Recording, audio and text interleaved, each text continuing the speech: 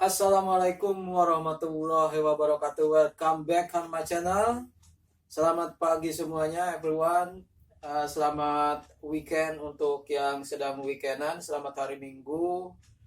Selamat beristirahat atau yang tetap beraktivitas di hari ini. Semangat untuk aktivitasnya, apapun kegiatannya.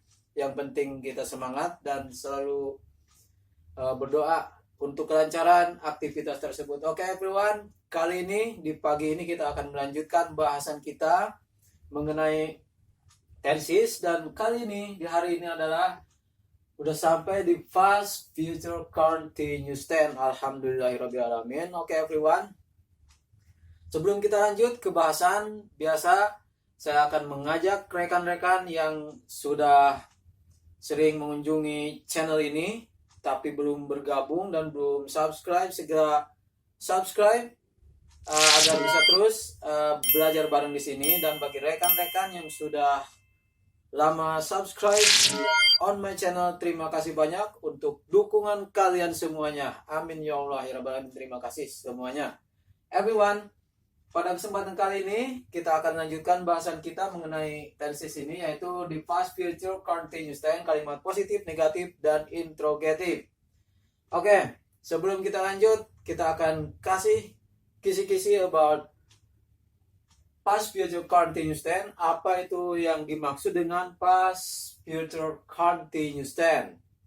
Yaitu adalah sebuah bentuk waktu yang digunakan untuk menyatakan suatu tindakan atau suatu kegiatan atau suatu peristiwa yang akan terjadi di masa lalu atau di masa yang akan datang, tetapi pekerjaan itu atau peristiwa itu atau kegiatan tersebut gagal dilaksanakan karena suatu dan lain hal yang terjadi di masa lalu.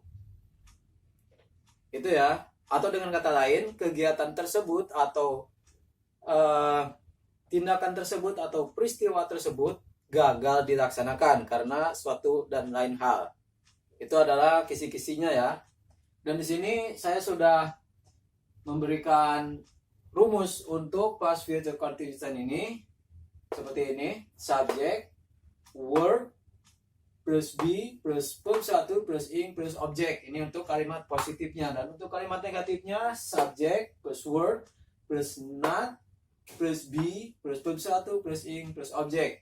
Dan untuk kalimat interrogatifnya, di sini word, ya, plus subject, plus be, plus verb 1, plus ing, plus object.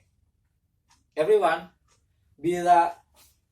kalau misalkan kalian sudah menyimak video-video saya dari awal hingga sekarang ini past future continuous tense, dimana kalau ada kata future continuous atau ya ada kata continuous, pasti di situ ada verb 1 atau kata kerja pertama plus ing, ya, baik di present continuous atau di past continuous, ya, perfect continuous, semuanya pasti di sini kalau ada kata continuous plus verb 1 plus ing, ya, pasti di situ kata kerja pertama plus ing. Dan untuk kalimat negatif hampir semuanya sama, ya, tinggal menambahkan kata not saja di kalimat negatif, ya. Dan untuk kalimat interrogatif biasa yang kata awalnya itu di wordnya, ya, kata berikut ini disimpan di awal kalimat, ya, seperti kayak ini word, ya, bisa disimpan di awal kalimat, setelah itu baru subjek. Itu berlaku untuk semua, ya, untuk kalimat interrogatif. Itu untuk gambaran saja, untuk kilas balik saja bahwasanya belajar tenses itu tidak susah kalau kita bisa memahaminya, ya, dan tahu kuncinya. Oke everyone, kita lanjut.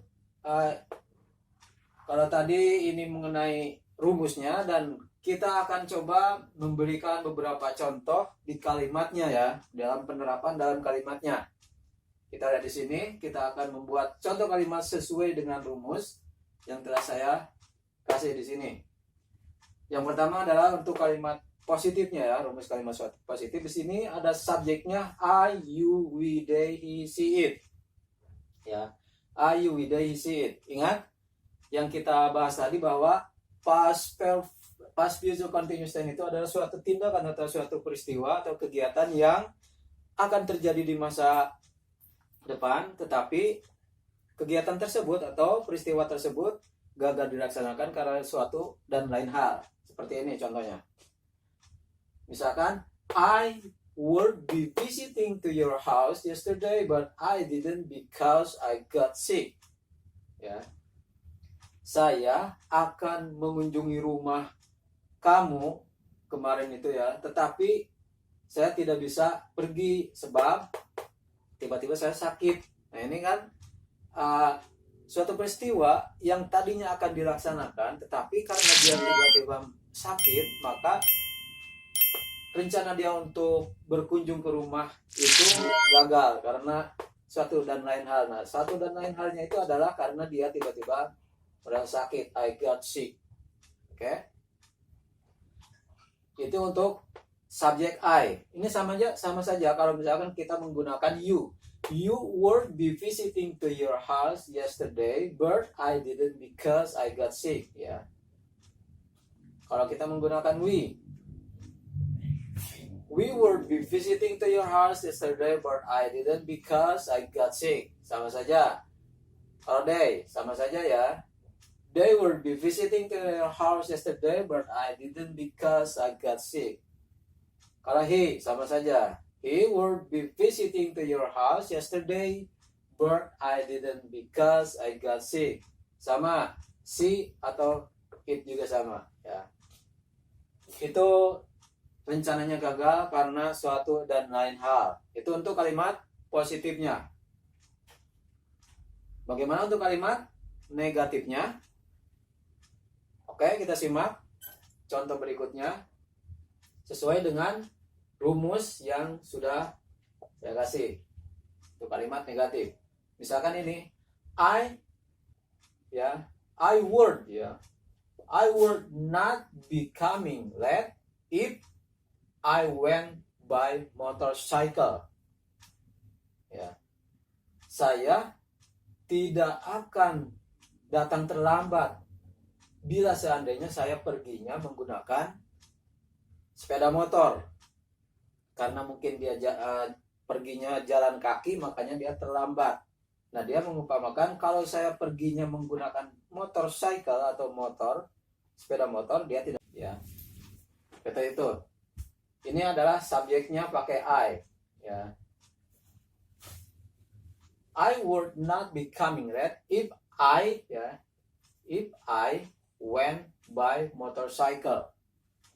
Bagaimana kalau menggunakan subjek you? Sama saja. You would not be coming late if you. Ya. Bagaimana kalau menggunakan subjek they? Sama saja. Ya. They would not be coming late if they went by motorcycle. Oke. Dan apabila menggunakan subjek he, ya, he would not be coming late if he went by motorcycle. Oke, sama kalau menggunakan subjek she juga, she would not be coming late if she went by motorcycle. Dan sama juga kalau menggunakan it, ya, it would not be coming late if it went by motorcycle. Oke? Itu untuk kalimat negatifnya. Ingat, hanya menambahkan kata not saja, ya. Hanya menggunakan kata not saja di kalimat negatif. Oke? Untuk contoh berikutnya, menggunakan kalimat interrogatif atau kalimat tanya. Kita lihat sesuai rumus. Di sini word kita tempatkan di awal kalimat, setelah itu subjek. Ya.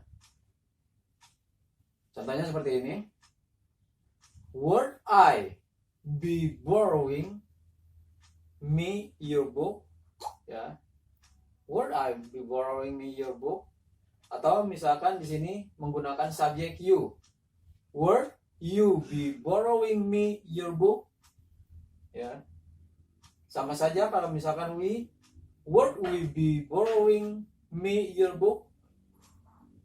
Kalau they, would they be borrowing me your book? Okay. Kalau he, would he be borrowing me your book? Kalau menggunakan subjek she sama saja. Would she be borrowing me your book? Atau menggunakan it, would it be borrowing me your book? Dan untuk menjawab pertanyaan seperti ini, kalau iya, yes I would, ya, kalau menggunakan subjek I. Atau yes you would, ya, yes you would kalau menggunakan you. Yes we were, yes they were, yes he were, yes she were, yes it were. Kalau iya, kalau tidak, no I would not, ya. No I would not. Kalau you, no you would not. Kalau menggunakan subjek you. Kalau menggunakan subjek we sama. No we would not. Kalau menggunakan they, no they would not. Menggunakan he, no he would not. No she would not. No it would not. Itu untuk jawaban dari pertanyaan ini. Karena ini adalah interrogative. Interrogative memerlukan jawaban. Something like that everyone about the past, future, continuous tense, positif, negatif, dan interrogative. Apabila ada pertanyaan atau suatu hal yang belum jelas, silakan tanya di kolom komentar dan insya Allah akan kita tanggapi, ya, akan kita respon, ya. Dan jangan lupa untuk terus stay tune on my channel, ya, untuk bisa menonton video-video saya berikutnya. Dan insya Allah di video kita berikutnya kita akan membahas mengenai past, future, perfect tense, ya, past, future, perfect tense di video saya berikutnya.